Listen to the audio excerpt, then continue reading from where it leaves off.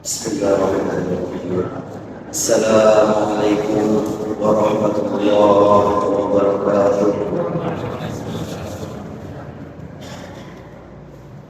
Alhamdulillah alladzi arsala rasulahu bil huda dinil haqqi liyudhhirahu 'ala dini kullihi walau karihal musyrikun. Asyhadu an la ilaha illallah wahdahu la syarika lahu wa asyhadu anna Muhammadan 'abduhu wa rasuluh. Allahumma shalli wa sallim 'ala sayyidina Muhammadin wa 'ala alihi wa sahbihi ajma'in. Amma ba'd. Qala Allah ta'ala fil Qur'anil Karim wa huwa asdaqul qa'ilin. Bismillahirrahmanirrahim. Ya ayyuhalladzina amanu qu anfusakum wa ahlikum naran وقودها الناس والحجارة عليها بلاد شداد لا يعصون الله فيما أمرهم ويفعلون ما يؤمرون. Quran Surat Al-Tahrim ayat 6. Orang-orang yang beriman, wa anfusakum wa ahlikum nar, jagalah diri kalian semua dan keluarga kalian dari api neraka. Seorang suami dia punya kewajiban untuk mengajak istrinya berbuat baik, dari mulai ibadah kepada Allah, mendekatkan diri kepada Allah dengan sampai hatinya kosong, hadirkan Allah dalam hatinya, sampai pada akhirnya dia bisa berbuat baik kepada sesama manusia. Karena sesungguhnya ibadah manusia kepada Allah itu akan direfleksikan seorang itu dia bisa berbuat baik kepada manusia. Kita sholat ini maka tujuan utamanya adalah tanha anil fahsya'i wal munkar, menjauhkan diri ini dari perbuatan keji dan perbuatan munkar. Kita berzikir, menghadirkan Allah dalam hati kita, ini tujuannya adalah supaya mengosongkan dari hal-hal yang lain, supaya tak masuk dalam hati dan batin kita. Allah hadir dalam hatimu, artinya kau jauhkan dirimu dari dunia. Terlalu kau cinta dunia, maka sungguhnya akan menjauhkan dirimu dari Allah Subhanahu wa Ta'ala. Begitu yang dikehendaki dari ibadah manusia itu. Jadi bukan berarti ibadah kita ini kepada Allah, sholat kita, zikir kita hanya semata-mata karena kita ingin dekat sama Allah saja, tidak. Tapi dekat dengan Allah itu refleksinya adalah kita itu bisa merubah karakter kita menjadi baik, sehingga kita ini bisa berbuat baik kepada orang lain. Itu yang diinginkan. Lalu juga nasihatkanlah kepada anakmu, cucumu, semua yang ada di rumahmu sana, itu dialah ahlimu, itu adalah keluarga kalian. Jagalah itu dari api neraka. Kenapa rupanya? Karena api neraka itu sangatlah dahsyat, karena di sana bahan bakarnya adalah manusia dan batu-batu.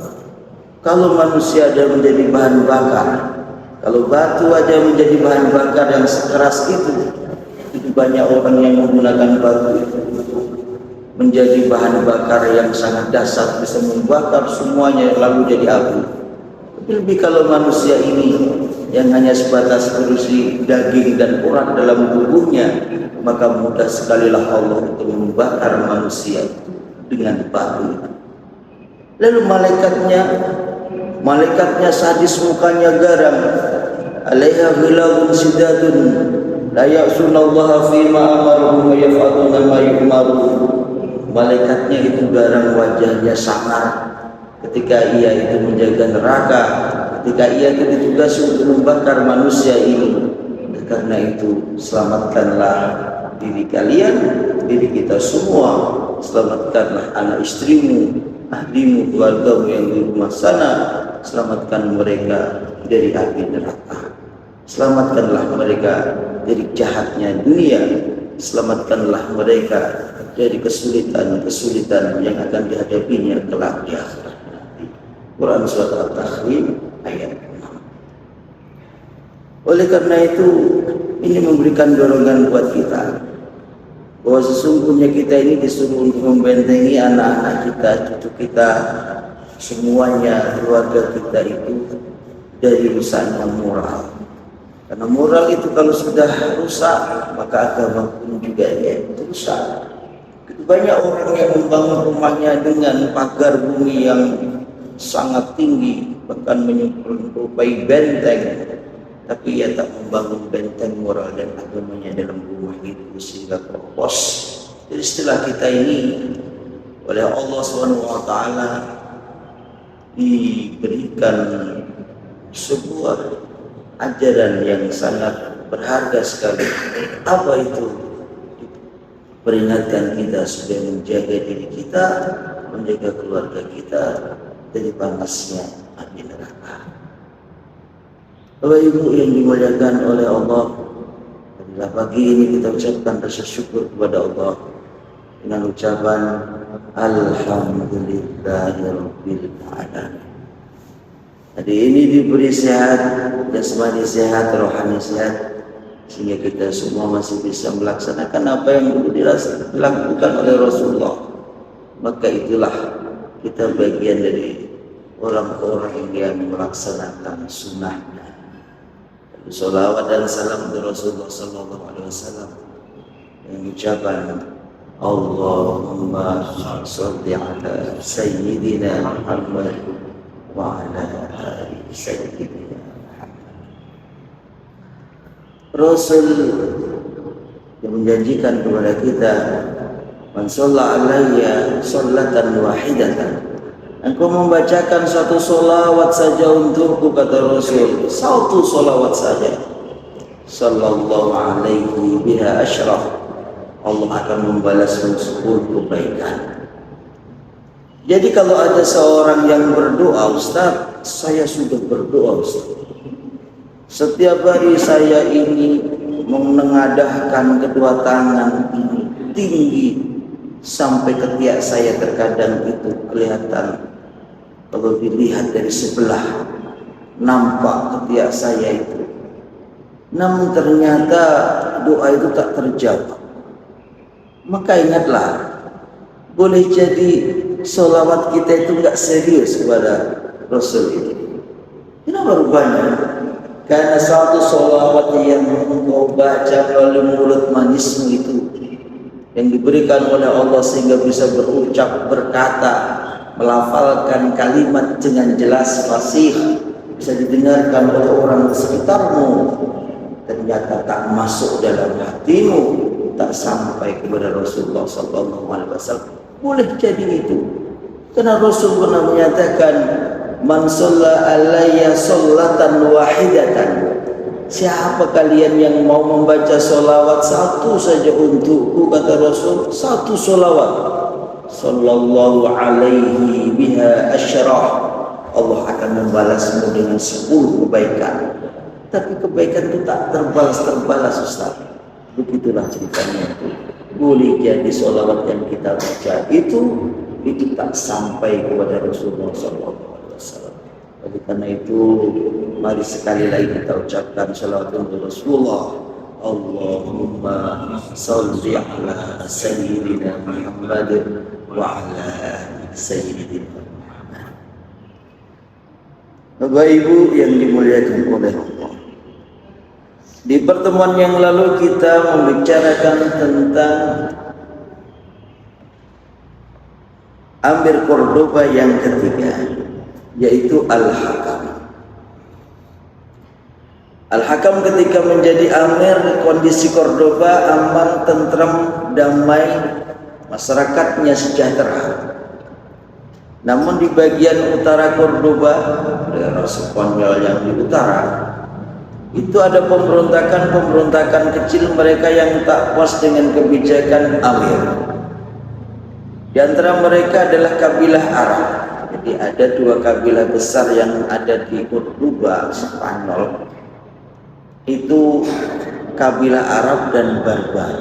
Seperti yang pernah saya sampaikan, yang Arab mereka ini dari Makkah, Madinah, Yaman. Yang Barbar itu dari Afrika Utara. Nah, mereka ini Afrika Utara ya banyak, ada Tanzania, ada Algeria, gitu. Kalau sekarang negaranya itu. Nah, dua suku besar ini mereka berada di bagian utara, itu mereka memberontak. Pemberontakan yang dilakukan oleh suku Arab ini pemberontakan kecil. Jadi orang Arab ini punya budaya, Pak. Budayanya mereka lebih cenderung sayang kepada suku mereka daripada pada negara. Jadi jangan kaget gitu. Kalau ketua suku dia bilang lawan, maka mereka bergerak melawan. Dia nggak taat sama negara, lebih taat kepada suku mereka. Boleh jadi yang seperti ini masih ada lah di Indonesia. Ya, kalau sama sukunya dia sayangnya minta ampun, dia taat pada ketua suku, tapi dia terkadang tak taat pada aturan negara. Ini jangan kaget. Ternyata dari dulu pun sudah ada suku-suku yang memiliki karakter itu, di antaranya suku Arab.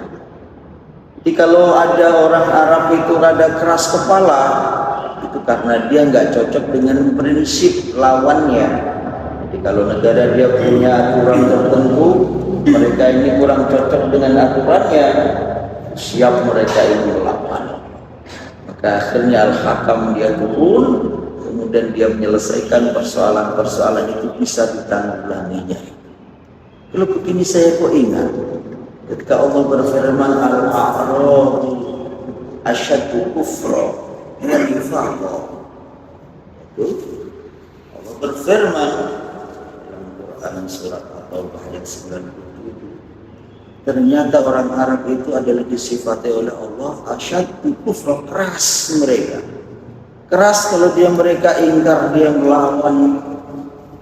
Banyak orang yang ingkar melawan itu biasanya dari orang-orang Arab itu karena mereka suku-suku, mereka berada di pedalaman, hidupnya keras, dari mulai berebut air sampai berebut rumput untuk ngasih makan onta, mereka berani bertengkar itu, meskipun nanti rukun kembali. Begitu karakternya. Ini kabilah dia asyaddu kufra wa nifaq. Kadang dia munafik juga orang Arab itu. Nah, namun di antara kerasnya sifat yang semacam itu terkadang juga menguntungkan buat kita kaum muslimin, sehingga akhirnya Islam ini bisa menguasai Romawi, bisa menguasai Persia. Ternyata itu juga dikarenakan kerasnya orang Arab. Dia tak mau tergusur dari belahan bumi ini. Itu hebatnya itu. Ternyata di balik kekurangan manusia itu semuanya ada kelebihan. Jadi kalau ibu-ibu melihat bapaknya itu kayak seperti nggak punya duit, jangan dikira bapak itu lemah. Justru kalau nggak punya duit itu bapak lebih kuat biasanya. Kenapa rupanya? Di balik kelemahan itu ada kekuatan yang tak terpikirkan oleh orang lain. Biasanya seperti itu. Jadi nanti kalau sampai rumah suruh belanja, kok bapak-bapak bilang nantilah. Nah itu artinya bapak itu baru memperlihatkan kekuatannya, ya kan? Ya. Bapak ibu yang dimuliakan oleh Allah. Kemudian selain itu pula ada gangguan-gangguan dari Kristen Visigot. Ini Kristen Visigot ini dulu kerajaan Visigot. Itu sebelum Islam datang, Visigot sudah berkuasa di daerah Cordoba bagian utara. Nah, kekuasaan Visigot ini sudah kemana-mana. Namun ternyata Visigot ini dapat ditaklukkan oleh Islam yang baru datang di sana. Sehingga akhirnya kerajaan Visigot ini sudah punah, musnah di belahan Eropa, itu Eropa Barat. Nah, namun tidak hanya seperti itu, meskipun kerajaan Visigot, Kristen Visigot ini sudah punah, tapi ternyata orang-orangnya masih ada, Pak. Jadi seperti zaman Singosari, dia bisa dijatuhkan oleh Kediri ya Pak ya. Nah ternyata orang Singosari itu masih ada, lalu buatlah dia Majapahit, seperti itulah dalam sejarah di Jawa itu. Nah kalau di sana itu Kristen Visigot itu dulu menguasai dataran daerah Cordoba sebelum jadi Cordoba. Namun ketika datang kaum muslimin itu, mereka bisa ditaklukkan, Khalazan bisa dimusnahkan, kerajaannya hilang. Tapi kalau kerajaannya hilang, orang-orangnya masih ada. Nah, orang-orang yang masih ada ini bergerilya, Pak. Sebentar-bentar membuat kerusuhan di Cordoba. Nanti kalau sudah Cordoba rusuh, dia dikejar sama Al-Hakam, sama Amir, lari dia ke hutan, gerilya. Dia lalu membuat kerusuhan lagi. Kalau ada kegiatan apa, datang dia. Negara membuat acara sesuatu yang penting, datang dia untuk mengganggu. Nanti kemudian dihalau lagi, pergi lagi, ngumpet lagi di hutan. Itu yang dilakukan oleh orang-orang Kristen di situ. Jadi sinilah akhirnya Amir Al-Hakam membuat kebijakan itu membangun benteng kuat di sebagian utara Cordoba. Bentengnya masih ada sampai sekarang. Supaya apa? Mereka ini nggak bisa mengganggu, terbatasi dengan benteng. Ini zaman dulu, Pak. Jadi ketika konflik-konflik terjadi secara fisik, maka kebijakan yang dilakukan oleh Amir Cordoba waktu itu dengan membuat benteng. Jadi kalau zaman sekarang, gangguan-gangguan fisik itu kan sudah mulai kecil. Paling yang ada di daerah sana, daerah Arab sana, paling hanya di Palestina karena ada konflik dengan Israel. Kemudian kalau yang di tempat lain mungkin kecil-kecil lah yang non-muslim, ya kan. Nah, seperti yang baru-baru itu Kamboja sama Thailand misalnya begitu, itu kan masih konflik-konflik kecil artinya. Nah, kalau zaman sekarang ini nggak seperti dulu. Kalau dulu konflik hampir setiap hari ada konflik fisik itu. Nah sekarang kalau kita tarik di zaman sekarang, yang ada paling adanya gangguan-gangguan ideologi, ya kan? Nah kalau gangguan ideologi, maka yang harus dibentengi oleh kita adalah ku anfusakum wa ahlikum, ya kan? Kenapa rupanya? Karena ideologi itu kuat. Dulu ada kabar-kabar cerita, oh HTI, lalu mengganggu ideologi kaum muslimin. Aslinya mereka bagus agamanya, ajarannya oke, kerasnya juga membuat kita merinding. Kalau nggak ada HTI, berarti orang-orang itu semua maunya terhadap kaum muslimin ini.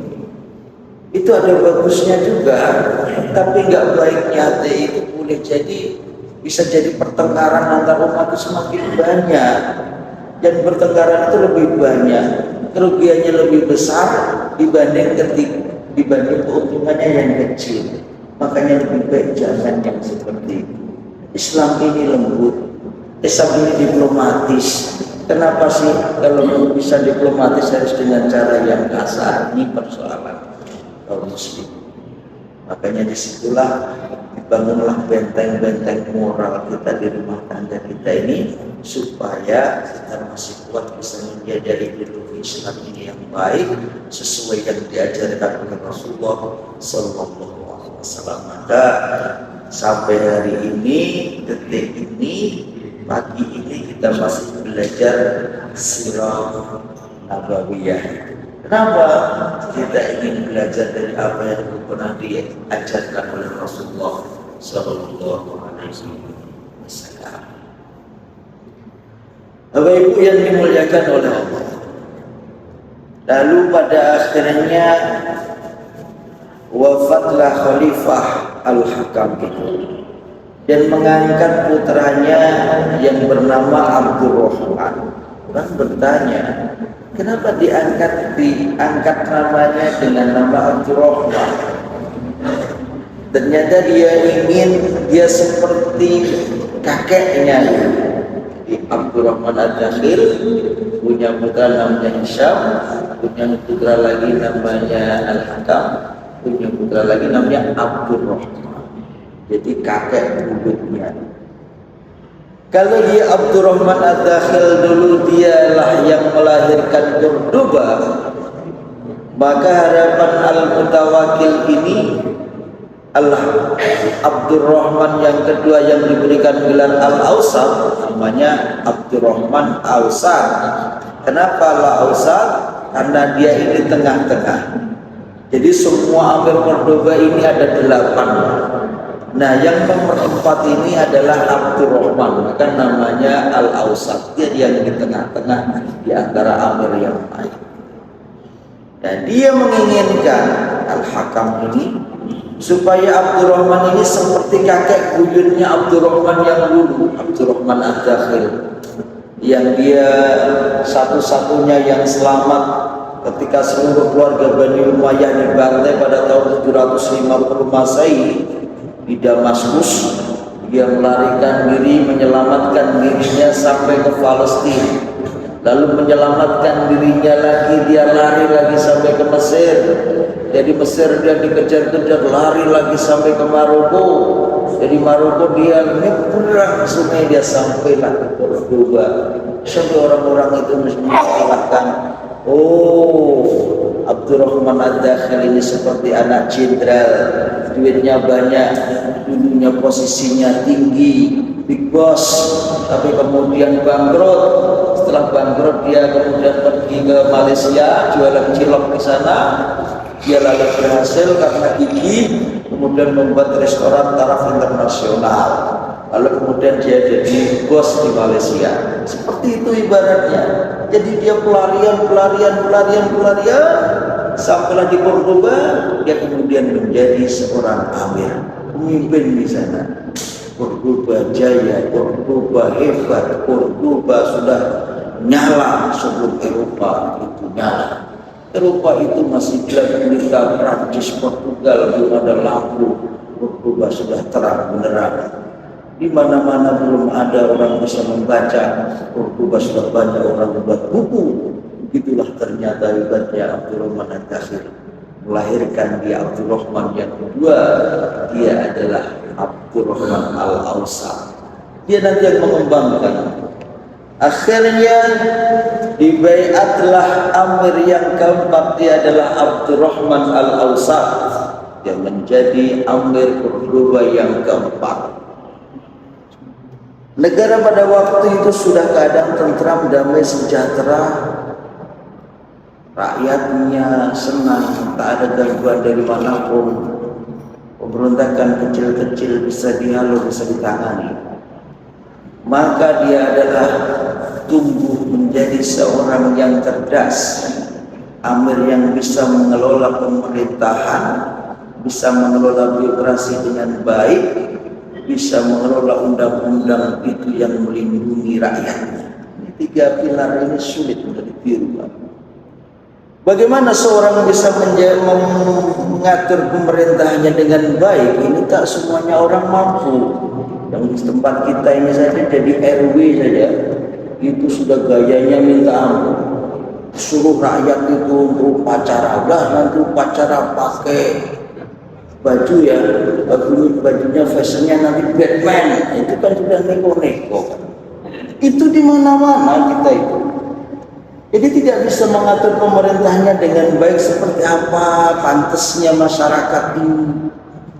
Nah, pada zaman Cordoba dulu, pada masanya Amir Abdurrahman Al-Awsat itu, dia mengatur sebaik-baiknya bagaimana yang pantas untuk rakyat. Coba kalau kayak saya disuruh pakai fashion baju Batman, coba kayak apa kalian? Kan aneh. Ini upacara 17 Agustus pakai baju Batman. Anda yang Spiderman.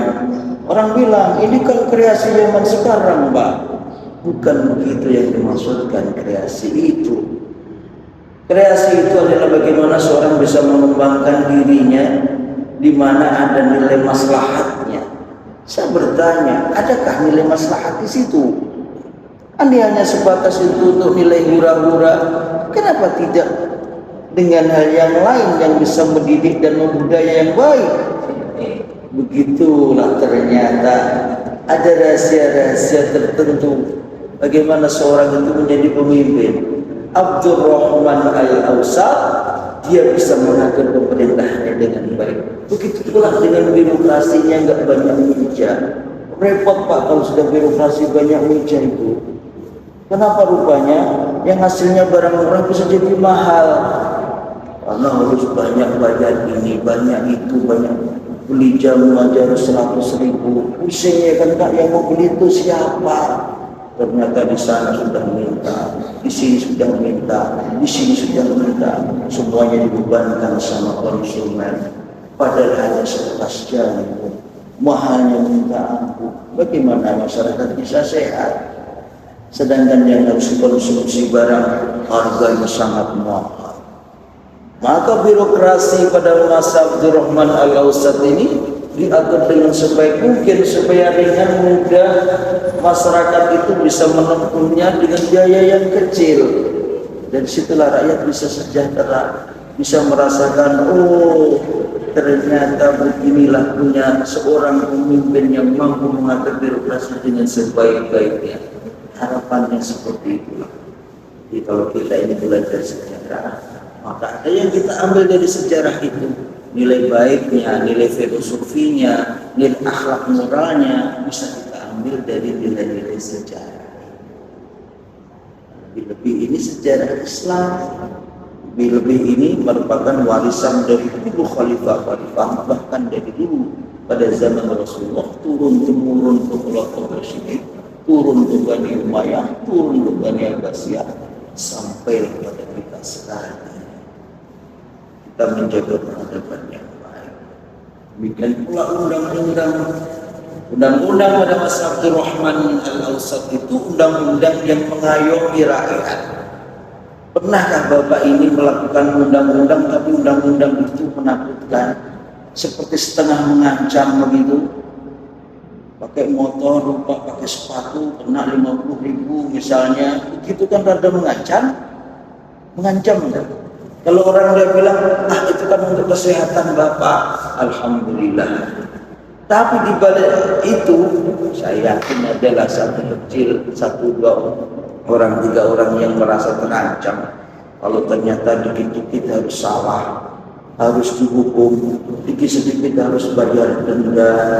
Kita kerja bayarannya nggak seberapa, tapi yang dibayarkan untuk benda sering, sehingga setiap kali mesen anaknya hanya rasa takut. Nak, jangan lupa nak bawa ini, nanti kena masalah. Nak, jangan lupa begini nak, nanti ada persoalan di sana dan sebagainya. Maka Abdurrahman II ini atau Abdurrahman Al-Awsat, dia ini membuat undang-undang yang undang-undang itu membuat rakyat itu semakin ayam, mengayomi. Ini yang perlu kita tiru dari orang-orang dahulu. Yang kita ini melihat undang-undang itu berat kita lihat.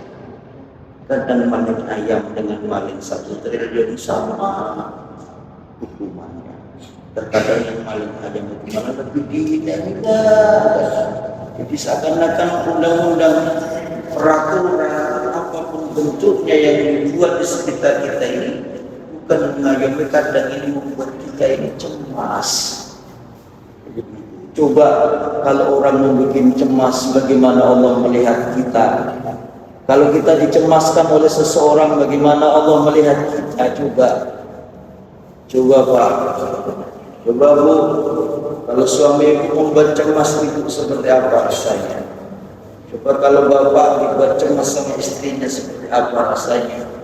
Itulah rasanya kalau seseorang ini ingin bisa merasakan yang sesungguhnya yang dirasakan dari peraturan yang dibuat oleh Allah. Jadi cemas rasanya. Jadi kita membuat bagaimana peraturan undang-undang itu membuat kita akhir. Nah, kelebihan Abdurrahman Al-Awsat ini seorangnya pandai diplomatis Pak. Orangnya diplomasinya sangat hebat. Jadi ternyata diplomasi itu penting. Karena diplomasi itulah seorang lawan bisa jadi teman. Seorang yang bermusuhan itu bisa jadi kawan. Seorang yang awalnya marah-marah ketika diplomasi maka jadi baik. Itu adalah dikarenakan ada nilai diplomasi, bicara yang baik. Coba Bapak sama Ibu Kalau nggak ada diplomasi pasti bertengkar terus. Iya kan?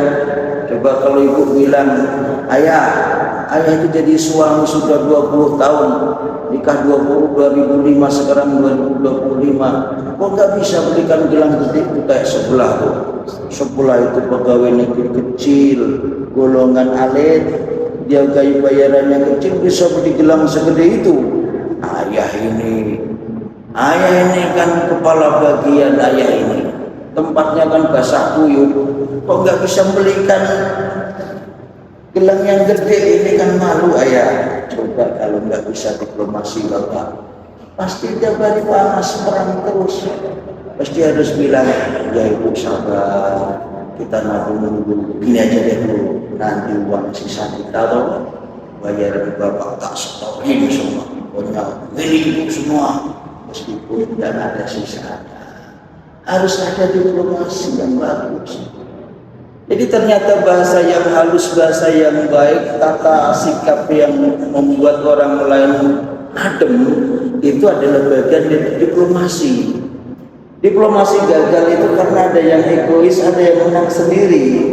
Pasti diplomasi gagal. Mari kita lihat zaman Nabi itu.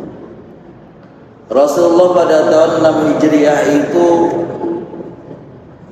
pergi ke Makkah dengan 1.400 sahabat. Berangkatlah dari Madinah, sampai di perbatasan dicegat oleh Abu Sufyan dan kawan-kawan. Rombongan Muhammad berhenti, nggak usah masuk Makkah. Lalu datanglah Umar, ada apa ini? Kenapa nggak boleh masuk Makkah? Pokoknya nggak boleh, pulang saja, balik saja ke Madinah. Rasul datang, Umar sebentar, saya bicara, kenapa nggak boleh masuk Mekah? Tidak, pokoknya kalau sudah tidak, silakan pulang lagi. Baiklah, kalau kami pulang, kata Rasul, kapan boleh lagi kami ke Mekah? Kami datang tidak untuk perang, kami datang tidak membawa senjata tajam, kami datang hanya bawa kambing, domba ini untuk kurban. Kami datang hanya membawa unta bisa kami sembelih untuk kurban. Kami datang untuk melakukan umroh. Kalau dilarang kami harus pulang ke Madinah, kami menerima.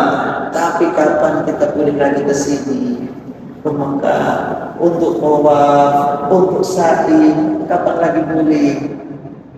Itu diplomasi. Umar sudah marah.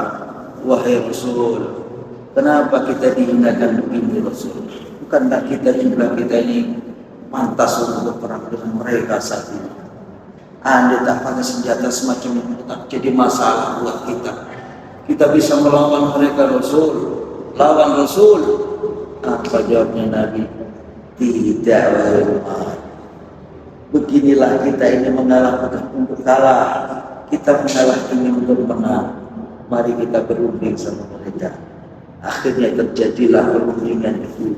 Tempatnya di Hudaybiyah, daerahnya dekat sebelum masuk kota Mekah. Terjadi perundingan yang isinya apa? Nanti tahun depan Rasul balik lagi boleh. Ditulis pakai tangan. Lalu kemudian nanti Nabi boleh, orang-orang yang ada di Mekah boleh masuk Madinah, boleh masuk Islam. Dan yang orang-orang Islam pun kalau mau kafir lagi silakan.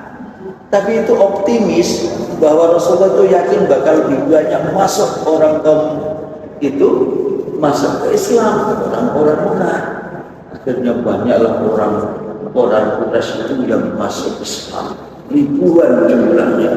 Dan situlah ternyata Allah mempersiapkan satu ayat, wahai Muhammad, inna fatahna laka fatham mubina. Gak usah kau takut Muhammad, inna fatahna, kami telah membuka kemenangan Muhammad, fatham mubina, dengan kemenangan yang sangat nyata. Bahkan bisa merasakannya itu tahun yang akan datang, ribuan orang-orang Quraisy yang masuk Islam. Itu ternyata diplomasi itu. Jadi kalau bapak nanti di rumah diplomasi sama ibu, nanti pasti meringankan semuanya. Itu caranya. Jadi Abdurrahman Ad-Dakhil ini, mereka ini biasa berdiplomasi, pandai dia berdiplomasi. Akhirnya apa dari keuntungannya? Ketika konflik dari daerah Cordoba bagian utara, termasuk dengan Kristen Visigoth yang sering ganggu, sering membuat keonaran, akhirnya didatangi sama Abdurrahman Al-Awsat ini, terjadilah diplomasi yang baik, akhirnya terjadi pertukaran perdagangan. Orang-orang mereka Visigoth itu kan jago kalau membuat alat-alat perang seperti tombak, seperti tameng, seperti helm kepala baja dan sebagainya. Mereka pandai membuat itu. Sedangkan yang di Cordoba dia pandai nanam tomat, cabai, itu seperti kegiatannya Abdurrahman itu kan. Kalau orang pada perang itu dia ke ladang, dia nanam tomat, nanam cabai, nanam kubis lah. Akhirnya ditukarlah itu.